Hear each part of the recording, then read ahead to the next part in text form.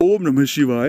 ओम नमः शिवाय। आप सभी का ओम काला यूट्यूब चैनल में एक बार फिर से बहुत स्वागत है और आपका बहुत आभार है। अक्सर मुझे ये कमेंट्स मिलते रहते हैं कि मरने के बाद हमारी आत्मा जाती कहाँ है। हमें ये आज पता लग जाए तो बहुत ही अच्छा हो जाए। और न जाने किस तरह तरह के कमेंट्स मरने से जुड़े हुए पूछते हैं कि मरने के बाद आत्मा कहाँ जाती है, आपको कैसे पता है, या आप बताएं कहाँ जाती है।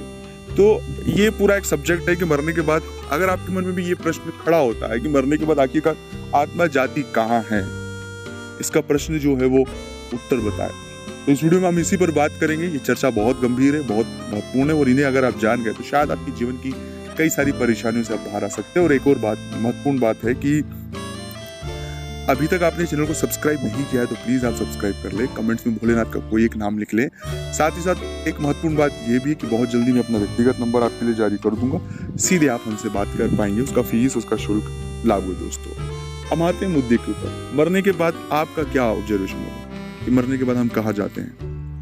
बहुत से लोगों का अलग अलग ऑब्जर्वेशन होता है, बहुत से लोग अलग अलग बात कहते हैं। लेकिन जो मेरा निजी मानना है या एक निजी तौर पर जो चीजें मैं खुद फील करता हूँ, मैं वो बात बता रहा हूँ आपको कि हमारी एक उम्र, जैसे हम अगर पुराणों में पढ़े या हमारे धर्म ग्रंथों में पढ़े तो मनुष्य की जो औसत आयु 100 वर्ष है। तो इंसान इस धरती में अगर वो कम उम्र में भी मरता है तो उसे 100 साल तक तो इस धरती पर बिताकर जाना पड़ता है, प्रेत आत्मा में, भूत की आत्मा में, या एक सूक्ष्म, हम उसे भूत और प्रेत का नाम नहीं देना चाहिए, उसे सूक्ष्म आत्मा कह दे सकते हैं। उसी के एग्जाम्पल ये होता है कि कई बार बहुत से परिजनों को या बहुत से लोगों को अपने पूर्वजों का आभास होता है।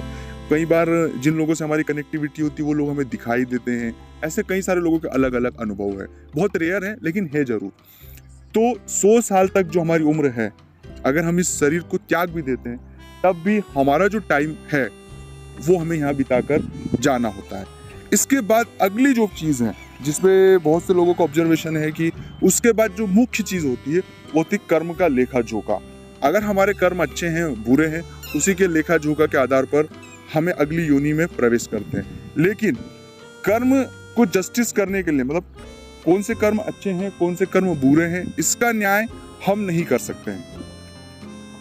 जो प्राकृतिक न्याय है वो प्रकृति कर सकती है। उदाहरण के लिए, अगर आपने किसी का दिल दुखाया है, किसी व्यक्ति का हक खाया है, किसी पेड़ को काटा है, किसी वृक्ष को काटा है, किसी जीव या जंतु को सताया है, तो ये सब चीजें मिलकर हमें राक्षस योनि की ओर धकेलती है। एक मानवीय स्वभाव है ये। और ये सभी चीजें हमारे गरुड़ पुराण में भी वर्णित है, हमारे धर्म ग्रंथों में वर्णित है। तो ये एक महत्वपूर्ण चीज है। इसलिए मेन जो चीज है कि आप अपने कर्मों पर विशेष ध्यान दें। अपने गुरु मंत्र और आपके साथ सिर्फ जप जाएगा, अपने गुरु मंत्र का जप जाएगा, ओम नमः शिवाय का जप ही साथ जाएगा। ओम नमः शिवाय।